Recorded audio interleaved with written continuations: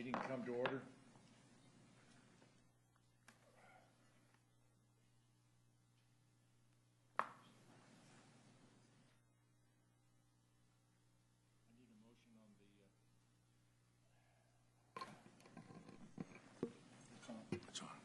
I need a motion on the agenda approval. Move approval. All those opposed? Ayes have it. Public comment on matters not on the agenda.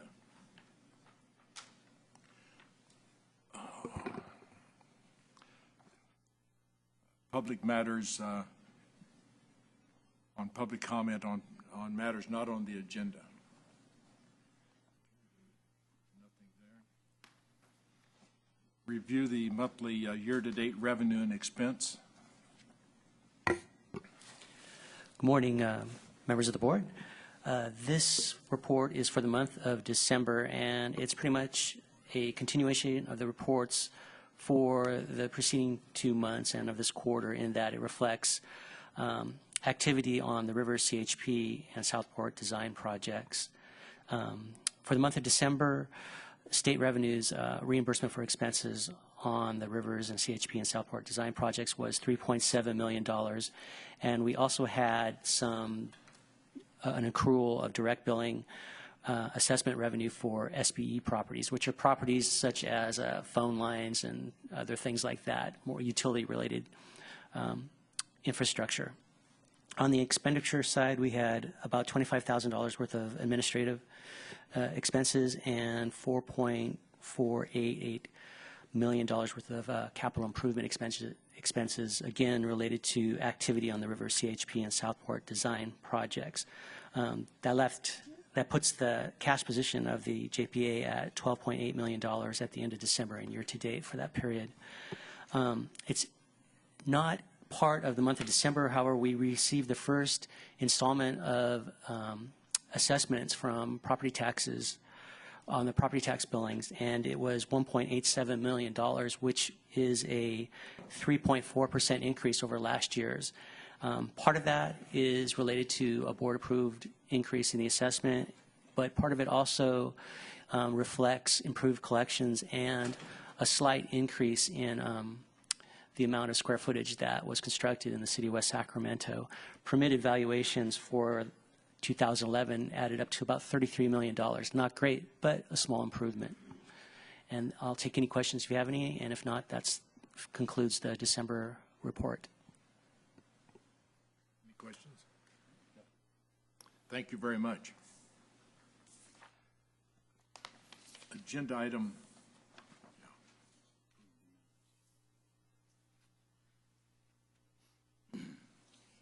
Agenda item 5. The consideration of approval of financial statement for fiscal year 2010-2011. We have a few problems with that, gathering some information, so we're removing that to, under staff recommendation, to remove it to a future date. It'll probably be next month, but to a future date.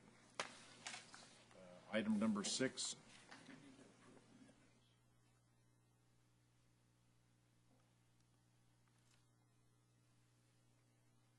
I see. I didn't get an approval for the January the 12th minutes, so move approval. Second. Been moved and seconded that we approve the minutes for January the 12th. All those in favor say aye. Aye. The ayes have it. Consideration of approval for the public relations service contract with Croker & Croker, and Good morning, Board. Item 6 is the consideration of approval of a professional services contract with Croker & Croker for public relations services supporting the West Sacramento Levee Improvement Program. As this board, the City Council, our management team here within the city has directed our team to be very proactive in public outreach. Croker & Croker has assisted us over the past year and several years prior, back when we had the assessment go out. We've been very successful in our public outreach activities to date. The Rivers project in particular, we completed construction on. We had very little complaints throughout that project because of the proactive outreach that we did throughout design and into construction. So that was a real success. We've really ramped up our public outreach activities for the Southport EIP project. We've conducted numerous public meetings. We've sent out a lot of public information about the project. Crocker & Crocker has really assisted our team in producing those communication pieces and strategies, and they're also allowing or assisting us in preparing all our PowerPoints, all our presentation materials for our public outreach activities. So we're real satisfied with the services we received to date, and we recommend that we continue our relationship with Crocker & Crocker and that the board approve this contract. This concludes my presentation. Well, to start with, I want to apologize for calling it a different name. I've reviewed the contract in detail, and I find it to be really a good contract. Do you have any comments, Bill? The only question I have is, Mike, what's the term? It's a one-year term. Well, what if we're not done? Well, then we would look to extend the terms of the contract at that time. This is a time and materials contract, so we, as we do with every one of our consultant contracts, we look to manage those contracts as carefully as possible to try to extend those dollars out as far as we can. So if the duration of the contract expires, if we still have monies available, we would ask for an amendment. If we've completed the amount of the contract, we would look to do a new contract at that time. Okay, thank you. Yep. I need a motion to approve item number 6, which is the Crocker & Crocker outlet contract. Second. Been moved and seconded that we approve the contract. All those in favor say aye. Aye. Ayes have it.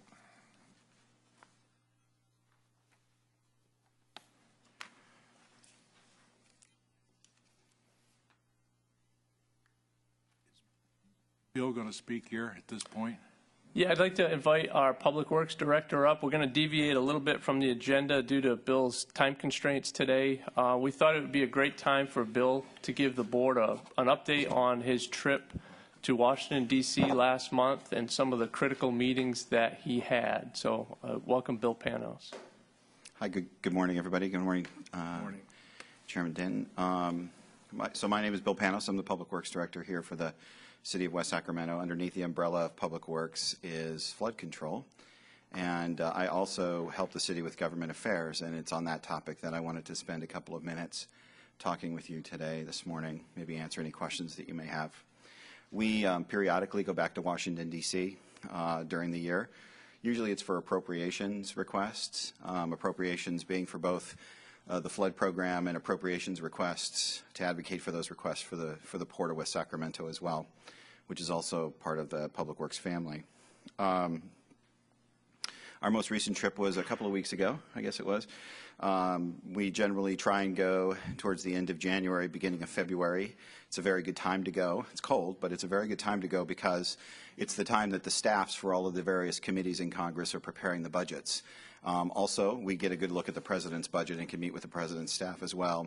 That includes the U.S. Army Corps of Engineers budget, which has a direct effect upon the flood control program here in the city of West Sacramento and in this region. We also, though, when we go back, don't just focus on appropriations. Oftentimes we'll focus on policy issues as well. This year, there are two significant policy issues that we focused on. One is related to FEMA, and I'll talk about that in a second, and our current status with FEMA and our program to improve FEMA's mapping program throughout, not just here in West Sacramento, but throughout the region and throughout the United States. And also some policy discussions this trip with the U.S. Army Corps of Engineers on the crediting. I think you've probably heard about it before from Mike Bissett, and team does a great job, and they probably talk to you about something that they refer to as 104-221 credit, and these are two WRDA acts that crediting U.S. Army Corps of Engineering crediting has been deployed through. There was a change in early summer last year where a traditional, I'll call it traditional, method by which the U.S. Army Corps of Engineers had been providing credit to local communities like ours had changed. And that adjustment had put us in a situation where some of the expectations that we had, that the state had, and frankly that some of the U.S. Army Corps of Engineers offices had, both in the region and the district, had relative to funding had changed. It's fundamentally changed, and it would have an adverse effect on our program in a number of ways that I won't get into today because I don't have a, I have a limited amount of time. Mike told me I had about 5 minutes. So, we had asked and gotten together with our team here locally and then teams of people throughout the United States to begin to discuss this problem pretty quickly last summer. And our team here was able to spearhead a coalition, a national coalition that was formed around beginning a dialogue, not just with the Assistant Secretary of the Army on the 104-221 crediting issue, but with Congress as well. With the strong support of Congress, and not just our members, but members from around the country, both in the House and the Senate, we felt like they had a really good understanding and we had a really good foundation by which to approach the ASA and to the ASA staff at headquarters to discuss this issue and to try and get some modification of it to make it more, let's call it more acceptable to West Sacramento and other communities that are aggressively pursuing levee construction like West Sacramento around the country. So far, we've had some good progress. We've been able to move the Assistant Secretary of the Army and the staff in headquarters, which made this policy change back from the policy, put it on hold for a little while, and got them to rethink the policy. That was a significant change because they were ready to implement the policy throughout the United States. Second, we've been able to, through a number of different channels, been able to specifically express what West Sacramento's problems were as an example of these problems with the implementation of this new policy throughout the United States. Good movement. It's a very positive thing for a community our size to be able to have that kind of, along with other communities around the United States, to have that kind of capacity to be able to get the attention of the ASA and get her to understand, the Assistant Secretary of the Army, get her to understand what our problems were and to hold on a policy implementation was a significant event. So the staff did a wonderful job of putting that together. This week, and it may be happening as we speak, there'll be a meeting between our two United States Senators, Dianne Feinstein and Barbara Boxer, and the Assistant Secretary of the Army about West Sacramento and about other communities throughout the United States that are being negatively affected by this change in policy. And they're going to be asking her to make modifications to that policy, which will benefit our community and communities throughout the United States. So it's a significant time. We'll know more in a matter of days. It could be today that I'll know more in terms of what the Assistant Secretary of the Army is going to do, whether she'll make any changes to it that'll benefit us.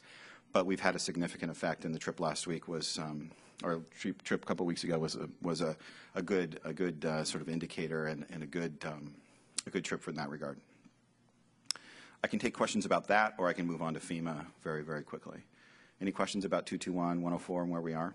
Just one Sure. quick question. You said she put the policy on hold. Mm-hmm. Does that mean that our two recently completed projects will qualify under the old terms?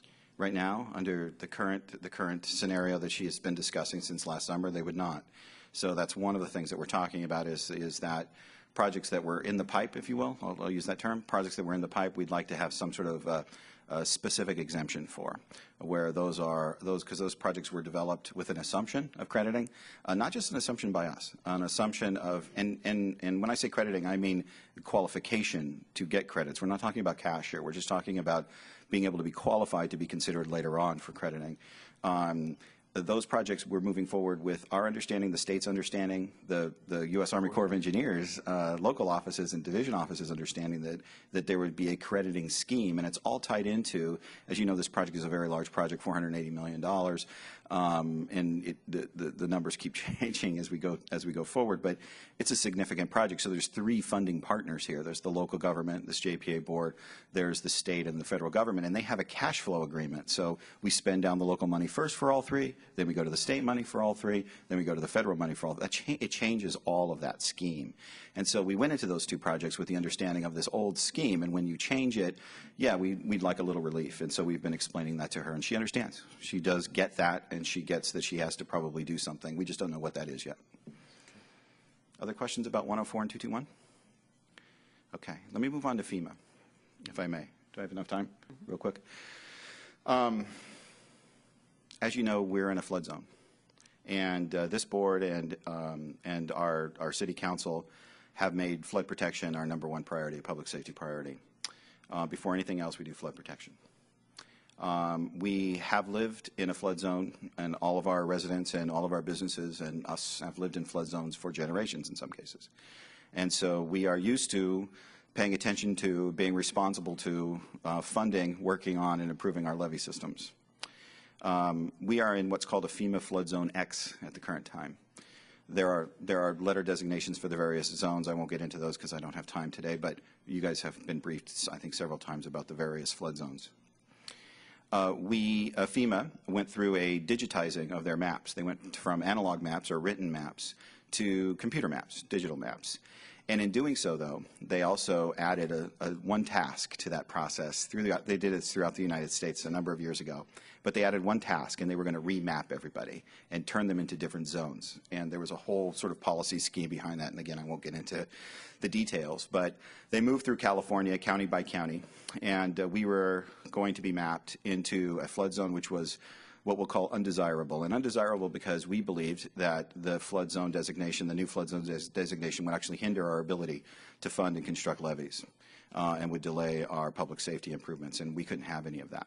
So we made that very clear, and why, to FEMA, both here regionally and headquarters, and they listened. They listened to us, and they've responded very well to us. Currently, we're reviewing changes to regulations, to FEMA regulations nationally. And again, this is a coalition in large part spearheaded by Little West Sacramento and the Sacramento region, but really going back with our partners in SAFCA and the others back to D.C. and say, this isn't working for us because this will actually slow levee construction. And FEMA's responded relatively well. They've implemented some changes to their regulations on mapping. I won't get into the details of those changes. We can give you any information that you'd like about it. One example is, I'll just give you a brief example of how they're changing their mapping program. In prior times and prior policy frameworks, they would not, when they would go into a flood zone area, and I'm not describing this in all of the detail that probably some of the consultants would want me to, but they would go into a community like West Sac that they determined to have levees that required remapping and rezoning, and they would go through a process, but in that process, when those levees were considered deficient, they wouldn't count them as even being there. In other words, they wouldn't give you any credit from an engineering point of view or a financial point of view for the levees even being constructed at all. And as you know, for the last number of decades, we've been putting money into these levees. They've been performing. They exist. They're there. They're providing some level of protection, maybe not the level that FEMA wants, and we need to improve them, and we're in a process of aggressively doing that, but the levees are there. And so not considering them all doesn't make any sense. And so that's one of the changes that's being proposed in the FEMA regulations right now, a significant improvement from where it was before. So we're reviewing those now. Secondly, we met with FEMA headquarters on this trip to Washington, D.C., and they confirmed to us that they have some internal policies where they're actually examining their flood zone designations. The ones that we're most interested in is what's called an A99 or an AR designation. The A99 designation we would qualify generally for, and I'm not being as specific as I probably should be, but we would qualify generally if we have 50% of the project completed and 50% authorized. And the way they went about figuring that out previously didn't seem logical to us, and so we've asked them to look at their internal policies to change the way that they make determinations of AR and A99, and they've confirmed that they're doing that. Probably the most important thing that came out of the meeting, though, was that they don't see us being mapped. They've, by the way, on their mapping program, they've moved through California. They've moved through most of the other states, and there are very few communities in the United States or in California that have not been mapped. West Sacramento is one of the handful in the United States that hasn't, because of these issues that we raised about their mapping procedures. And they have indicated to us that it will be, even if they started today, and they won't, but even if they started today, it'll be some 3 to 5 years before they would get around to us for budget reasons and for policy reasons, these new policies that are being put into place. So we're in a very good position to have them listen to us. We're in a very good position to continue our levy programs. We're in a very good position to make the changes that we need so that when they do come forward and map us, and they will map us eventually, that we have the kinds of policies that would best benefit the continuing flood protection programs here in West Sacramento. But we want to continue to encourage everyone who lives here to get flood insurance. We want to encourage our emergency preparedness programs, and we want to fund those, and we will. We want to aggressively pursue levee construction here while we're waiting for all of these things to finish up. So that's the kind of thing that we do back in Washington, D.C. We meet with FEMA, we meet with Congress, we meet with our senators, we meet with the U.S. Army Corps of Engineers.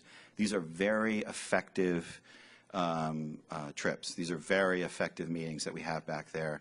It was just myself and the mayor this time, Mayor Cabaldon, and it was a remarkable trip with great progress. And so I wanted to report that to you today, and I hope that's kind of what you were looking for, Mike. Great. I can take any questions you may have. Very good. Okay. Thank you, Bill. Thank you very much.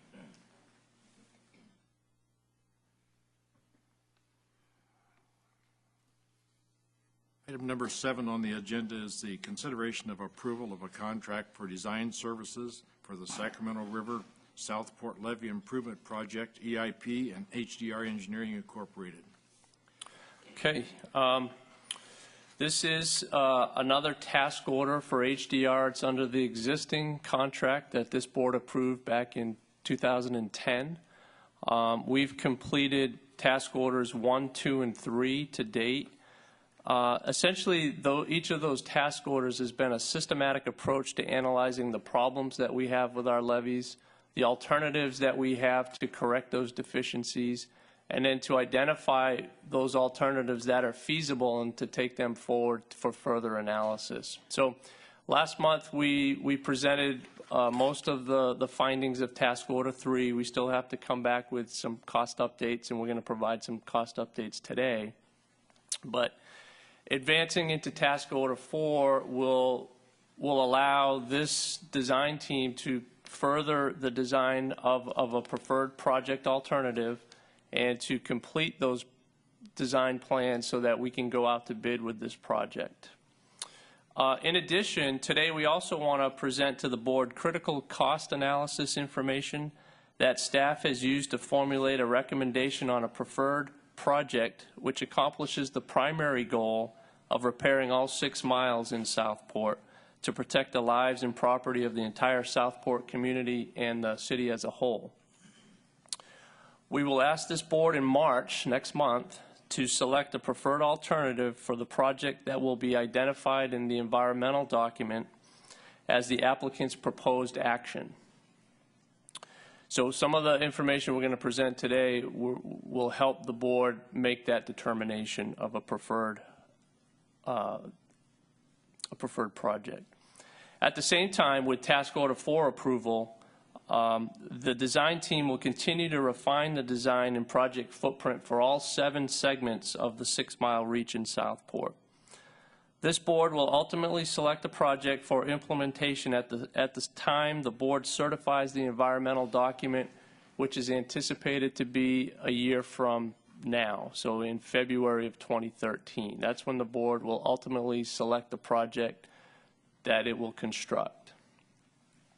This approach allows WSAFCA the most flexibility. So once we select a preferred alternative, an applicant's preferred alternative in the environmental document, we'll move forward on our environmental documentation and analysis, and at the same time we'll continue to refine our designs and ultimately and hopefully move the footprint in, minimize the footprint and impact to the community as we move forward. So what I'd like to do right now, I'd like to invite Derek Larson with MBK Engineers He's going to run through a PowerPoint presentation of the critical cost analysis findings that we've found to date. And this is based on the best available information. We're currently at a 15% design level.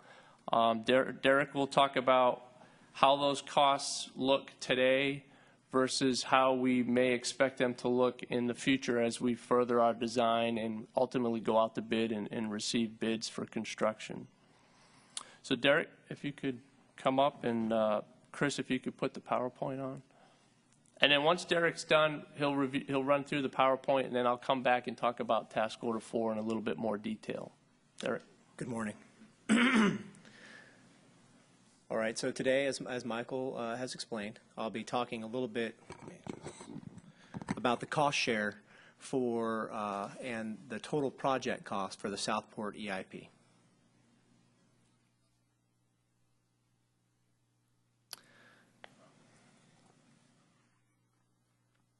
All right, well, I was giving somebody a hard time earlier today about not being able to use this mouse, and now they're going to be able to give me a hard time after this presentation. So today I'm going to cover a few items. So I just want to first start out and let you know what we're going to talk about today. We're going to talk about the continuous evaluation process which the team is going through. And through the continuous evaluation process, we're looking to maximize public benefit while minimizing harm to private landowners. So that's one thing we're looking at.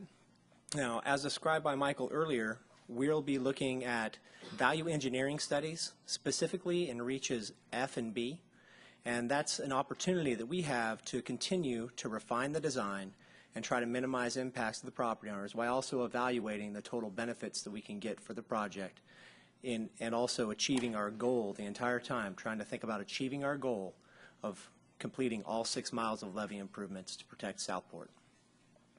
We're going to talk a little bit about the potential funding sources which we're targeting and other possible sources as well.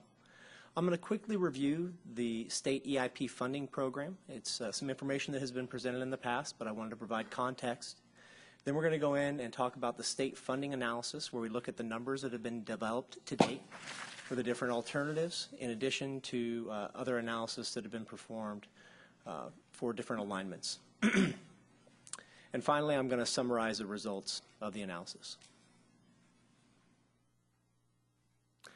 So for the continuous evaluation process, I want to drive home that we're really looking to maximize the amount of flood risk reduction that can be achieved for the city of West Sacramento with the currently available funding sources, which are limited. We're going to be looking at leveraging local funds with our state and federal partners. So as you know, Bill kind of was talking about earlier, we're looking for opportunities to secure federal credit. We're working with our state partners to look for opportunities to get additional funding to bring into the program so that WSAFCA and the city can use the limited amount of money we have to implement as much risk reduction as possible. Maximizing the public good and minimizing private damage. Again, this is, I just want to hit home that we're going to be continuously evaluating our ability to minimize the impacts to the adjacent properties. So it's something that, again, we'll be doing through the value engineering studies in reaches B and F. And then positioning WSAFCA for future opportunities. So this is the concept of essentially fortune favoring the prepared. So we're trying to make sure that we've got our eyes up, we're in conversations with our partners at the state to see if there are other ways that we can get money into the program so we can implement as much risk reduction as possible.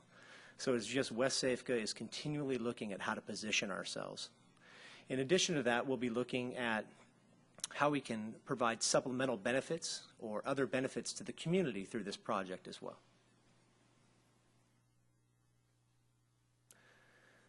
So potential funding sources. Today, the primary focus of the analysis is the early implementation program through the Department of Water Resources. However, our partners at the state have been very good in working with us. This project that we're looking at implementing in Southport is a project that is looked very favorably upon by the state. It meets the goals set forth in the Center Valley Flood Protection Plan. And so there is a lot of excitement from our partners about these projects as well. And one of the things that they've done is they've helped us look at other potential funding sources that could increase the money that we have coming in from the state to complete the project. The Flood Corridor Program is one of those programs that they have identified. Right now, that would allow for potential purchase of property and land in the setback area at a higher cost share than we could achieve under the EIP program itself. And we're also exploring the possibility of where we have to secure borrow in the setback areas, that they might pay for a portion of that floodplain excavation. So we're working to see if that's a viable concept as well. In addition, there's other state programs. Again, I want to emphasize that our partners at DWR have been very good and are very excited about this project, and they've been working on their side to think about other ways that they can bring in funding to this program. However, an important point to that is, in order for us to really provide them the information they need to determine what programs might be available, we have to have a pretty firm project footprint nailed down. And obviously, as we talk here, you know, there is some areas that we have more certainty and some areas that we have less certainty of the project footprint. But until we get that project footprint nailed down, it's a little challenging for them, based on the processes they have set up, to provide us with information on what other money and programs might be available. So again, you've seen this slide. I just want to run through it very briefly here. For the EIP program, which will be providing the bulk of the funding for the Southport project, state cost shares range from 50 to 90%. The base state cost share for any project is 50%. There are, however, ways that you can increase that cost share. If your project includes benefits to habitat, open space, and recreation, you can get 5 to 20% increase in cost share. If you have state facilities, then you can get another 5 to 20% increase, and that's things like state highways, water transportation facilities, other facilities that the state has an interest in, and they're listed out, so it's relatively limited, really. The setback levy, if you construct a setback levy, you can get an increase from 20 to 40% for a setback levy. And for a disadvantaged area, you can get a bump of up to 40% of an increase in state cost share. And the disadvantaged community is the criteria that really allowed us to secure the 90% cost share in the north, which provides more local funding that we can invest in the south now because we're able to achieve that beneficial cost share in the north. And I'm going to hit home one more point on this as well. And just to drive it home, we really need to have a project footprint in place to really nail down what the state cost share will be because of how it's determined and calculated, particularly with respect to the extent of setback levy that is included in a project. So it's very, very important that we come to some understanding of what our project footprint is so we can further our discussions with DWR and our other partners. So you've seen this slide at the last board meeting, and I just wanted to step through it quickly. This is Alternative 1, 15% design. So in Alternative 1, the 15% design, in what we're referring to as Reach A, we have an adjacent, kind of fix-in-place adjacent solution. It's a bit of a hybrid solution. In Reach B, we have primarily adjacent levee solution, and then we switch to a setback in Reach C. That setback is continued through Reach E, and then it ties back in at Reach F to an adjacent levee, and then to Reach G as an adjacent levee. So you can see that the setback in this case is primarily in Reaches C, D, and E. So the differences between Alternative 1 and Alternative 2 are essentially the extent of setback which is included. And we did this and set it up this way so we could understand how it would impact the state cost share and the amount of local funding required to complete the different types of projects, the different alternatives. So I just want to point out the differences here. Again, we have more of a setback in B, and we have a setback in F. All other reaches are essentially the same.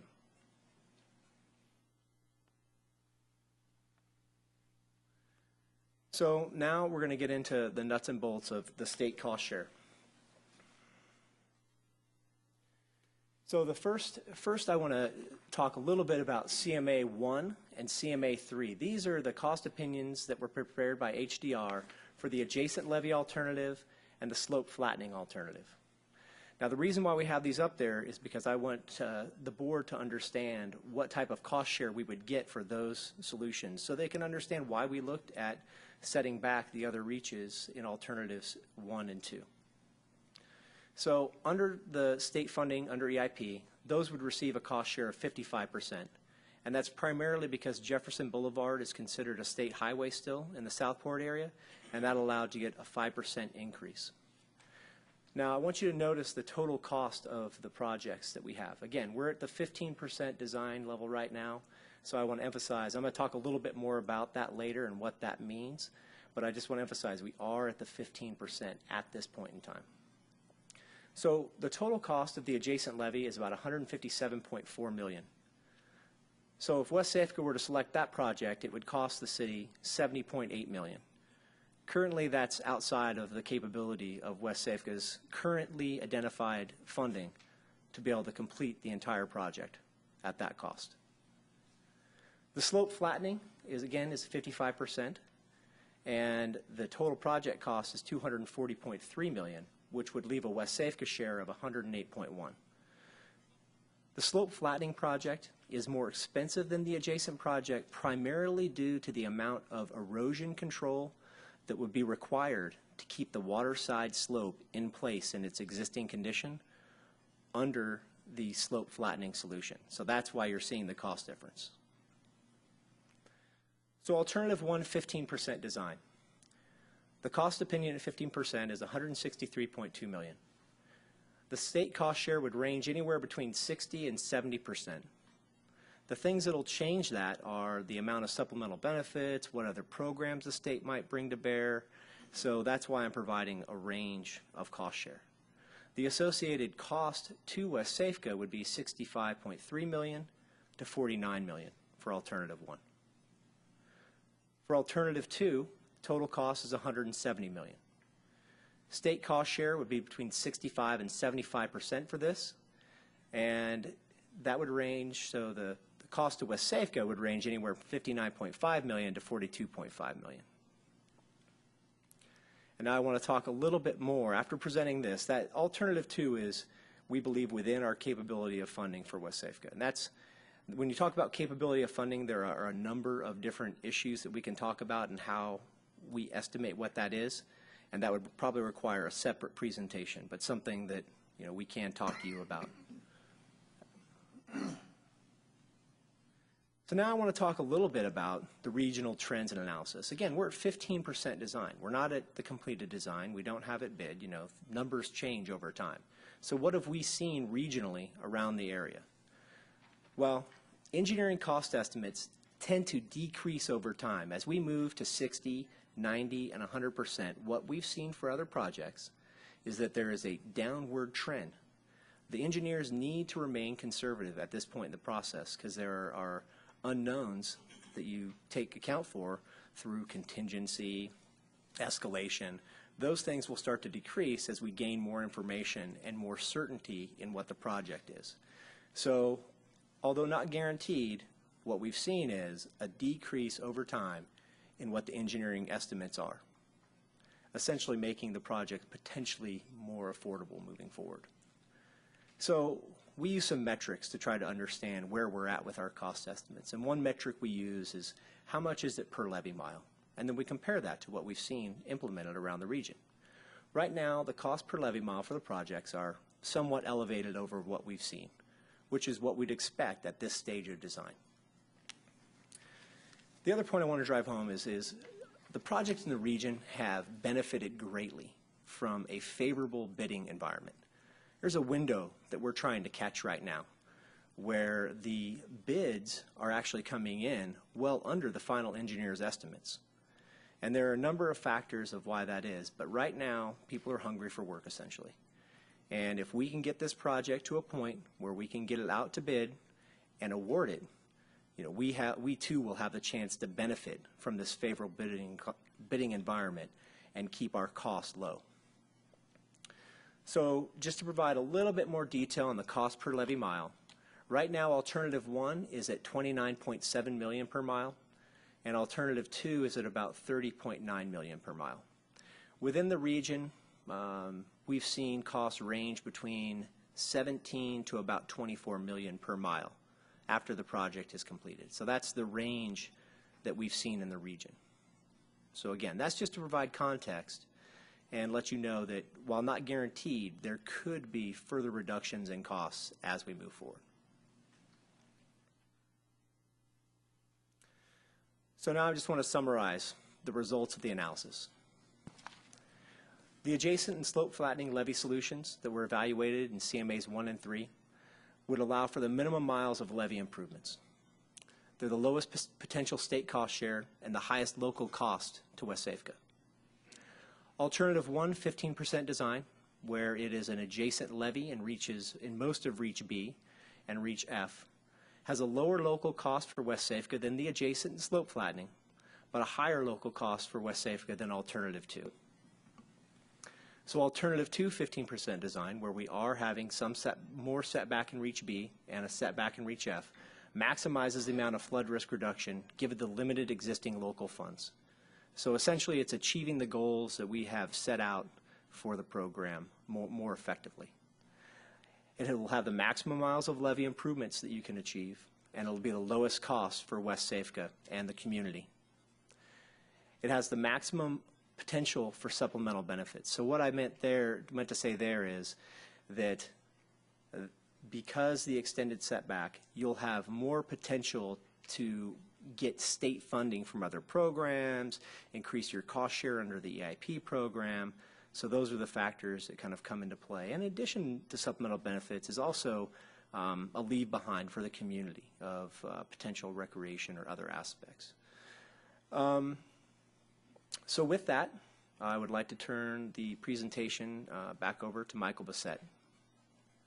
Before you step down, Derek, maybe if the board has specific questions to the cost analyses that Derek has presented, maybe this would be a good time to ask questions. And if you don't, then I'll continue on, but take this opportunity to open it up. Yeah, yeah, I do.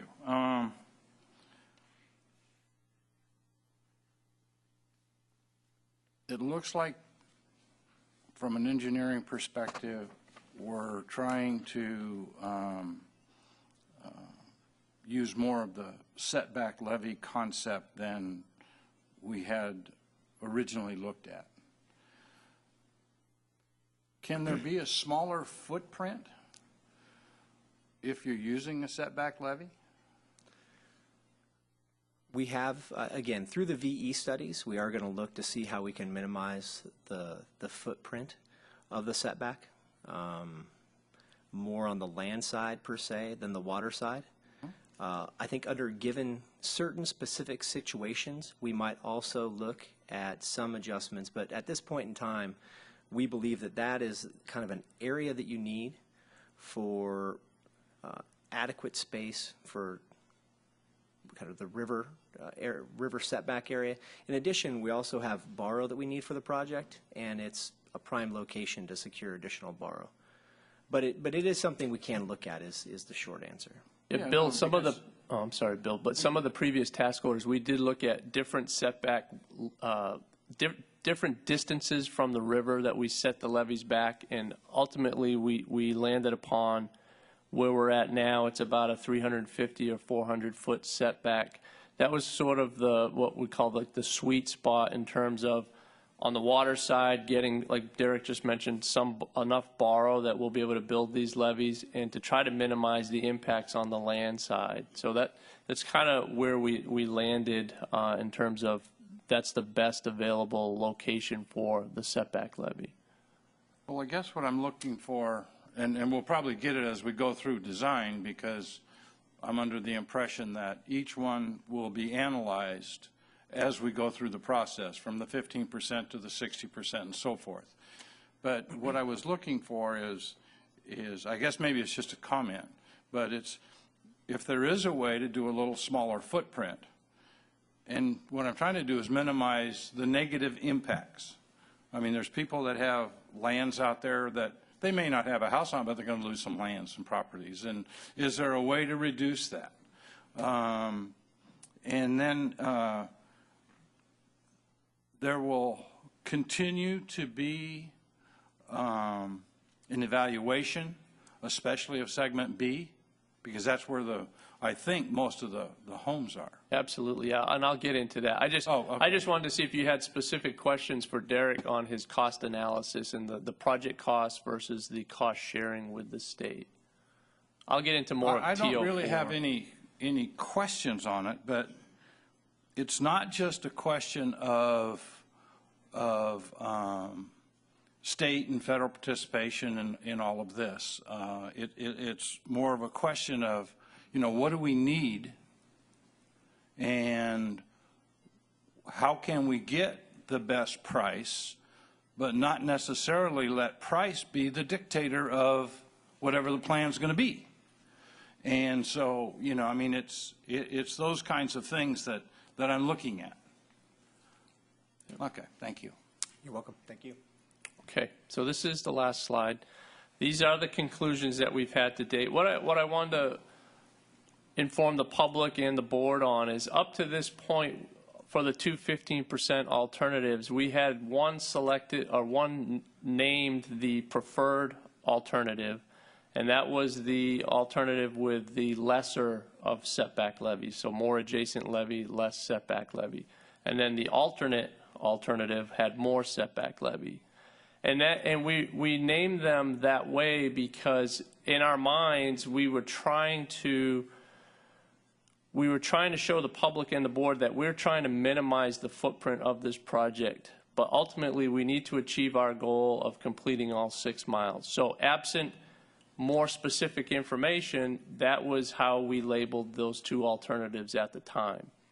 Now that we've gotten additional project cost information, now that Derek has run these project costs through the DWR EIP funding guidelines and what that means from a cost sharing perspective, staff has now, given this new information, we're gonna change our recommendation, and alternative 2 is now going to be the preferred alternative recommendation to the board so that we can achieve our ultimate goal of building all 6 miles. WSAFCA has limited funding. We're working within our current means. We're not asking the board to go out with another assessment of the public. We're not asking for that at this point in time. We're looking to build this project within our current fiscal means. That's a key point that I want to point out. So that's sort of the change in the nomenclature of alternative 1 versus alternative 2. Alternative 2 has more setback levy. Alternative 2 has a better cost share for WSAFCA. Alternative 2 allows us to meet our goal in building this project all 6 miles. So with that said, I'm going to go back to the TO4 for the HDR. So task order 4, like I mentioned at the beginning, is going to allow our design team to continue our further analysis of the project. Specifically, though, this board has asked us to go back in, like Bill talked about, go back in and look at segments B and F. Essentially, A, C, D, E, and G, they're the same for both alternatives. So we're not going back to look at those. We've landed on what we feel is the best alternative to move forward into construction to achieve our goal. But we're asking the board to approve in this task order for our team to go back in and tighten the screws in segments B and F and come back to the board and present a value engineering analysis for different options to minimize the impacts to the properties in those areas. So that's what we're proposing today. So that's what we're seeking direction on from this board. So task order 4 has a lot of the same analyses that we've done in task order 3. It's just taking them to the next level. So we have civil engineering design, we have geotechnical analyses, geomorphic analyses, groundwater analysis, because we've got to understand what the effects of our proposed solution are on the groundwater in Southport. We also have the environmental documentation process moving forward. So we have a lot of moving parts in this task order. It's a large dollar amount. It's within the contract that this board has approved last August or in 2010. And it allows, there's still monies, considerable amount of monies available to further complete the environmental document, because what I wanted to point out, and it's not in the staff report, but it is in HDR's proposal, is this TO4 does not take the environmental document to finalization. It takes us up through the point of public comments and evaluation of those comments, because that's a real uncertainty right now. We don't know what kind of comments we're going to receive on our environmental document. If you think back to our document that we used for the CHP Academy in the rivers, that was a programmatic document at that time. That document came under the microscope of a lot of state and federal agencies when they were looking at the veg component of our program, and it really caused a lot of problems. It caused us to have to go back in and rewrite the document. So there was considerable expense that happened because of that uncertainty. We didn't want to try to capture a scope and a fee in this task order at this point in time. So we thought it was best to hold off on that. We'll bring that back later to the board after we go through the public review comment process. We'll have a much better understanding of what it's going to take us to complete that environmental document. So that's going to be a TO5 in the future. So I wanted to highlight that. What I also put in the staff report, and at the time we were thinking this way, that we were going to ask the board to direct us to move forward on designs for A, C, D, E, F, and G. We're pulling F out now. We're saying, no, we got to go back in and do a VE study on F as well as B. Originally, we thought we would just include F and move forward with the setback levy, but I think this board needs more information to be able to make that determination. So we've pulled that out also. So with direction from the board, we will remove F from the advancing design and put that into the VE study, and I'll write that into HDR's notice to proceed. So really, this concludes the presentation. I want to open it up to the board for either questions on task order 4 or questions on where we're at to date with the 2 design alternatives and the direction that we're moving forward with. Or I guess maybe open it up for public comment also. One of the things that I think we should stress, especially to the public, is on page 2 of item number 7, the contract proposal with HDR. On page 2 of that, it goes down and it talks about the completion of the under seepage feasibility evaluation of segment B. And I think maybe we could talk a little bit about that as to what we're going to do and that we haven't done in the past in that area.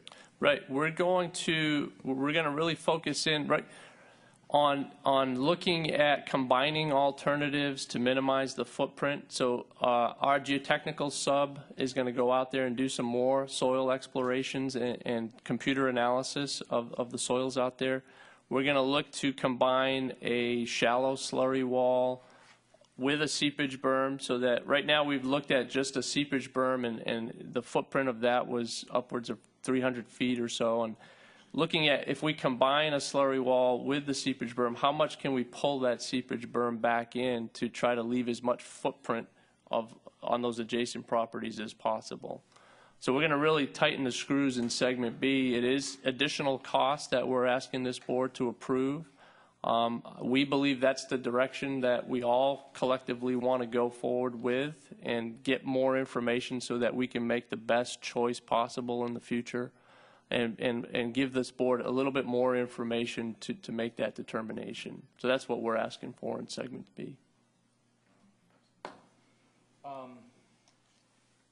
Just a clarification, this value engineering analysis of B and F will look at the adjacent levy costs as well as fine-tuning the setback costs, huh? That's correct. Yep. Okay. So we'll come back to the board and show what the costs are for each alternative that we analyze and what the impacts are from a cost-sharing standpoint and what that means for the total ability of WSAFCA to pay for the entire 6 miles.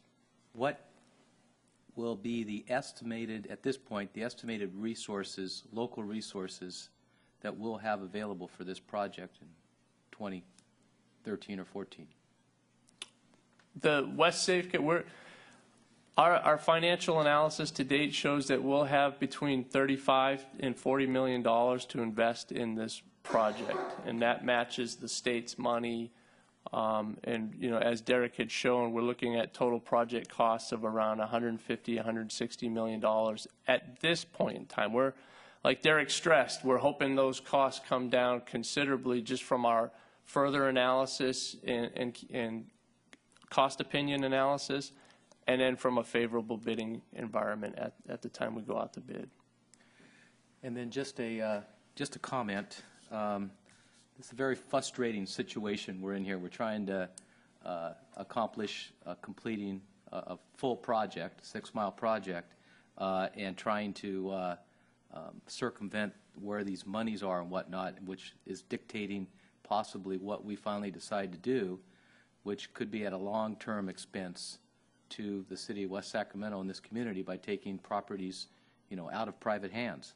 And I just want to emphasize that this value engineering situation is going to be critical to, at least to my decision, and hopefully to the rest of the board as well. And I think based on kind of what we've heard today and in the past, one of your slides probably should be changed, and that has to do with the continuous evaluation where he says leverage local funds from state and federal partners. I don't know if we really have a federal partner involved in this project from a financial standpoint. They're, obviously are there from a technical standpoint and whatnot, but it's really frustrating. If they were here and involved, had completed the GRR and whatnot, we wouldn't be talking about all these fine points as much as we are. Yeah. We had an earlier discussion about FEMA, and we've already completed the CHP. We've done the rivers. We've done I Street. And so this 6-mile stretch, does it get us to that 50% figure that Bill was talking about earlier? That's our belief. We believe that we could convince FEMA that we're at that 50% threshold. Now, what it does do, not looking at FEMA, but from a flood protection standpoint, it greatly increases the flood protection for all of Southport. If we can do all 6 miles, we'll twice, 3 times as much flood protection than we have currently. Yeah, it really doesn't make a lot of sense to not do the 6 miles. I mean, that really makes the most sense. I mean, we really should try to do that.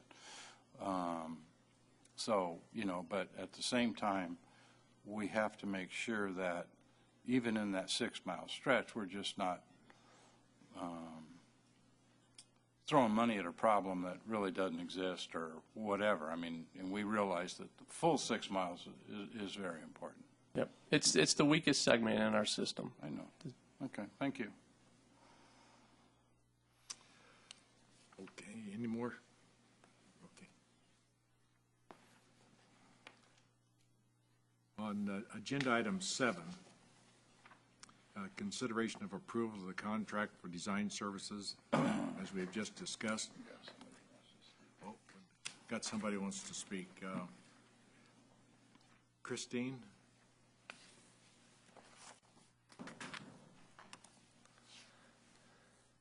Good morning. My name is Christine Galvez. I'm an attorney and I own Angel Law of Sacramento. My husband is a law professor at McGeorge. And about 10 months ago, we moved here to West Sacramento. We had been looking for years, and key in our decision was that we came here to this building, in fact, and we talked to some people who worked here, and we asked if these levees would be fixed. And we were absolutely assured that they would be. We were told money was coming, we were on it, that we're going to have one of the best levee systems in the nation. And so we would not have come here if we didn't think that you were going to absolutely move forward with this project and do so without delay. I understand that you have or at least generally speaking, boards have heard about a handful of people, maybe 10 or 12 homes that are affected, who aren't happy. They want to know how they're going to be compensated, or maybe they even want things not to go forward. I completely appreciate that as an attorney. I think it's a matter of justice. They need to be compensated and so on. But I'm hopeful that a handful of people with concerns won't delay a project that's going to benefit the safety of thousands of people. I know a lot of people who have moved here recently. My brother lives here, a lot of colleagues, and we're all sort of hoping and really assuming that you're going to absolutely move forward with this project without delay and that we will have that 6 miles fixed. So my main message is, please, I know you're hearing from a lot of other people, but most people assume you're moving forward and are really expecting you to do so. Thank you very much. Thank you. Appreciate your comments. And we're just about to take the first step of doing that. The consideration of approval of a contract for design services. All those in favor say aye. As amended by Mike? Right.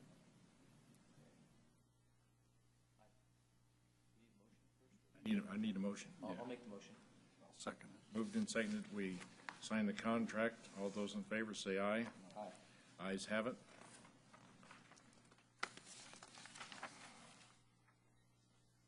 West Sacramento Area Flood Control Association design project updates. I just wanted to update the board on the rivers and CHP projects. We've completed construction. We're in project closeout mode now. We're doing our punch list walkthroughs.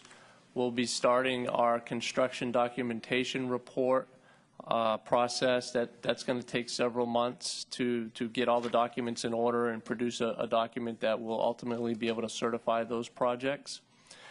We are going to be planning a ribbon cutting ceremony for the projects. We're looking at April, May, and I'll keep the board updated as we move forward. And that's all the updates for today. Informational items. Nope. None. No. In that case, meeting's adjourned.